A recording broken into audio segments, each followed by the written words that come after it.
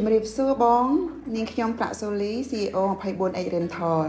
សូមស្វាគមន៍យ៉ាងកក់ក្ដៅចំពោះការប្រើប្រាស់នៅ platform 24H Rental របស់ពួកយើងសូមជម្រាបជូនបងបន្តិច 24H Rental របស់ពួកយើងគឺជា PropTech ដំបូងគេនៅប្រជាណាចក្រកម្ពុជា